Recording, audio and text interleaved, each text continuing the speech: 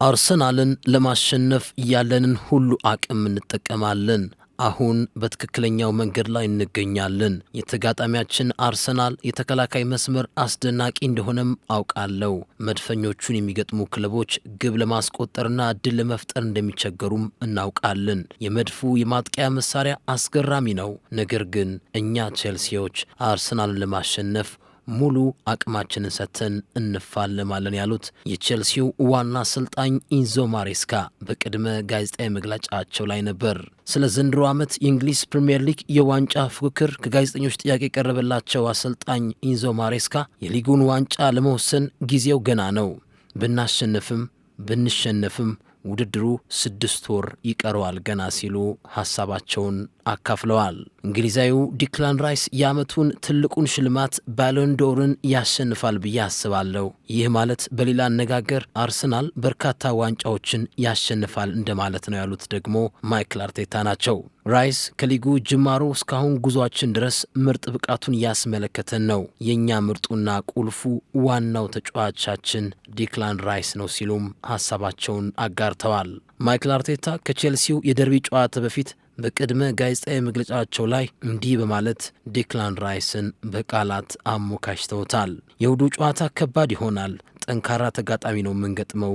አክለውም የምዕራብ ለንደኑ ክለብ ቼልሲ ያለውን ብቃት እናውቃለን፣ ለዚህም በቂ ዝግጅት አድርገናል ብለዋል ስፔናዊው የአርሰናል ዋና አሰልጣኝ ማይክል አርቴታ። ሁለቱም የለንደን ክለቦች በአውሮፓ ቻምፒዮንስ ሊግ ትልልቅ ክለቦችን አሸንፈው እሁድ ጨዋታቸውን ምሽት 1:30 ላይ በስታንፎርድ ብሪጅ ያከናውናሉ። ባለሜዳው ቼልሲ ባርሴሎናን 3-0 አሸንፎ በትልቅ የአሸናፊነት መንፈስ ውስጥ ሆኖ የደርቢ ጨዋታውን ያደርጋል። በሌላ በኩል የወቅቱ ኃያሉ የአውሮፓ ክለብ አርሰናል ደግሞ ሌላኛውን የአውሮፓ ታላቅ ክለብ ባየር ሙኒክን 3-1 ረቶ በጥሩ የማሸነፍ መንፈስ ውስጥ ሆኖ ከቼልሲ ጋር እሁድ ጨዋታውን ያደርጋል። ማይክል አርቴታ በዋና አሰልጣኝነት ስራቸውን ብለው ሲጀምሩ የመጀመሪያ ሽንፈታቸውን ያስተናገዱት በቼልሲ ነበር። ቢሆንም በስታንፎርድ ብሪጅ ባደረጓቸው ጨዋታዎች በቼልሲ ተሸንፈው አያውቁም። በተጨማሪም መድፈኛው ባለፉት 11 ቼልሲን በገጠመባቸው መርሃ ግብርም አልተረታም። እሁድስ የሚለው ምሽት 1:30 ላይ የሚጀምረው ጨዋታ የሚመለስ ይሆናል። ለባለሜዳዎቹ ሰማያዎቹ ቼልሲዎች መልካሙ ዜና እንግሊዛዊው የፊት መስመር ተጫዋች የሆነው ኮል ፓልመር ካጋጠመው የጣት ጉዳት አገግሞ በስብስብ ውስጥ ተካቷል። ለእሁዱ ጨዋታም ይደርሳል ተብሎ ተገምቷል። በሌላ በኩል በሰንደርላንዱም ጨዋታ ያልነበረው በቻምፒዮንስ ሊጉም የ3-1 ድሉ ላይ ያልነበረው ስዊድናዊው አጥቂ ቪክቶር ዮኬሬሽም በአርሰናል የመሰለፉ ነገር እውን ሊሆን እንደሚችል ተነግሯል። እሁድ ምሽት 1:30 ላይ በሚጀምረው ጨዋታ ላይ አንቶኒ ቴይለር የድራማቲኩ ተውኔት ፈራጅ ዳኛ ይሆናሉ። በቪኤአር በኩል ደግሞ ጆን ብሩክስ የሚሰየሙ እንደሚሆን ይጠበቃል። በቼልሲ በኩል ሌቪ ኮልዊል እና ሮሜዮ ላቪያ በጉዳት ከጨዋታው ውጪ ሲሆኑ በአርሰናል በኩል ደግሞ ጀርመናዊው ካይ ሃቨርትስ፣ ገብርኤል ሱስ እና ጋብርኤል ማጋሌዝ እና ሌሃንድሮ ትሮሳርድ ለእሁዱ ጨዋታ እንደማይደርሱ ተረጋግጠዋል።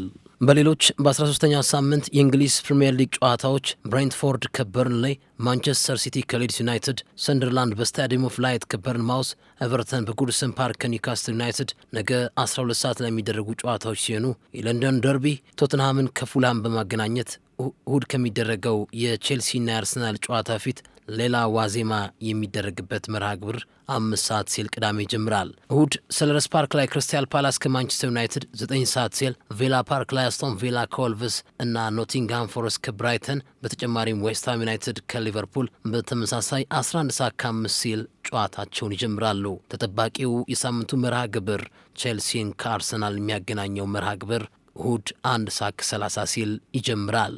አርሰናል በቻምፒዮንስ ሊግ ካስመለከተን አሰላለፍ የተወሰነ ቅያሪዎችን ወይም ለውጦችን አድርገው የእሁድ ምሽቱን መርሃ ግብር ያከናውናል ተብሎ ይጠበቃል። እንደሚጠበቀው ዴቪድ ራያ የሁል ጊዜ የአርሰናል የግብ ዘብ ሆኖ ይህንን ጨዋታ ያደርጋል ተብሎ ይጠበቃል። ጁሊያን ቲምበር የወቅቱ ምርጥ የቀኝ መስመር ተከላካይ ነው ማለት ይቻላል። ከአሽራፍ ሀኪሚ ጋር በብዙ ነገሮች እየተነጻጸረ የሚገኘው ቲምበር አሁንም ለተቃራኒ ክለብ አጥቂዎች ራስ ምታት እንደሆነ ቀጥሏል። ዊሊያም ሳሊባ ከሂንካፔ ጋር የመሃል ተከላካይነት ጥምረቱን እንደሚመሩት ይጠበቃል። በባየር ሙኒኩ ጨዋታ ላይ መሰለፍ እድል ያገኘው ሉዊስ ስኬሊ በጣሊያናዊው ሪካርዶ ካላፊዮሪ ይተካል ተብሎ ይጠበቃል።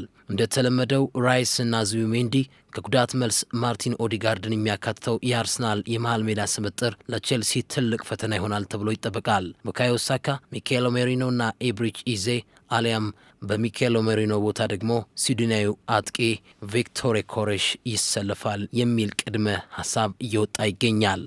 በአንጻሩ በባለሜዳዎቹ ቼልሲዎች በኩል ደግሞ እንደተለመደው ሳንቼዝ የግቡን ዘብ የሚጠብቅ ይሆናል። ከቶትናም ሆስፐሩ ጨዋታ በኋላ በጥሩ የአቋም መሻሻል ላይ የሚገኘው ግብ ጠባቂ እሁድስ ብቃቱን ያስቀጥል ይሆን የሚለው ይጠበቃል። ኢንዞ ማሬስካ በባርሴሎና የነበራቸውን የጨዋታ መንገድ ይደግሙት ይሆን ወይስ ሌላ የጨዋታ ሀሳብ ያስከትሉ ይሆን የሚለው ይጠበቃል። ቢሆንም አብዛኞቹ ተንታኞች እንደሚሉት ከሆነ ማሎ ጉስቶን በቀኝ ፎፋናና ቻሎባህን በመሃል ተከላካይነትና ዋይኒ ሩኒ ያሞካሸው ስፔናዊው የመስመር ተከላካይ ኩኩሬላ በግራ በኩል ይሰልፋል። ጄምስ ካሴዶ የመሃል ሜዳውን ሚና ይመሩታል ተብሎ ይጠበቃል።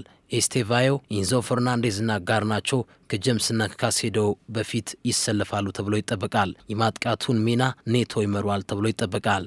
ግን ምናልባት አሰልጣኝ ኢንዞ ማሬስካ ኮል ፓልመርና ዴላፕን በአንዳቸው ለውጥ አድርገው ሊያስጀምሩ ይችላል የሚሉ ሀሳቦችም እየፈለቁ ይገኛሉ። በዘንድሮ ዓመት የእንግሊዝ ፕሪምየር ሊግ ከቶትናም በመቀጠል በሜዳው መሰብሰብ ከነበረበት 23 ነጥቦች ውስጥ 10 ነጥቦችን ብቻ ያሳካው የኢንዞ ማሬስካው ቼልሲ ነው። መጥፎውን ሪከርድ አሻሽሎ አርሰናል ላይ ለመድረስ ይሞክር ይሆን? እሁድ 1 ሰዓት 30 ላይ የሚመለስ ጉዳይ ይሆናል። ከጉዳት ጋር እየታገለ ወደ አቋሙ ለመመለስ እየታተረ የሚገኘው ኖርዌያዊው ማርቲን ኦዴጋርድ ከየትኛውም ክለብ በላይ ቼልሲን ሲገጥም ጎሎችን፣ አሲስቶችን አድርጓል።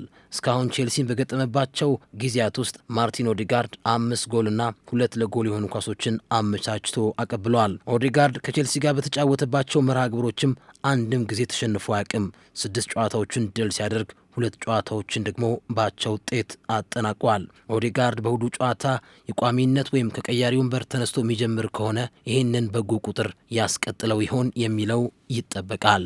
የአርሰናል የማጥቃት መንገድ አሁንም በፈጠራ ረገድ ቢታማም ለደካማው የቼልሲ ተከላካይ ምላሽ መስጠት አያቅተውም ተብሏል። በተጨማሪም ለሰሞነኛ የመሃል ሜዳ ተጫዋቾች ንጽጽር በዋናነት ዴክላን ራይስ ይበልጣል ወይንስ ካሴዶ ይበልጣል ለሚለው ክርክርም የእሁድ ምሽቱ የ1 ሰዓት ከ30 ጨዋታ ምላሽ ይኖራል ተብሎ ይጠበቃል። አርሰናል በዘንድሮ ዓመት ባደረጋቸው ትልቅ ጨዋታዎች ላይ ነጥቦችን ጥሏል፣ አሸንፏልም።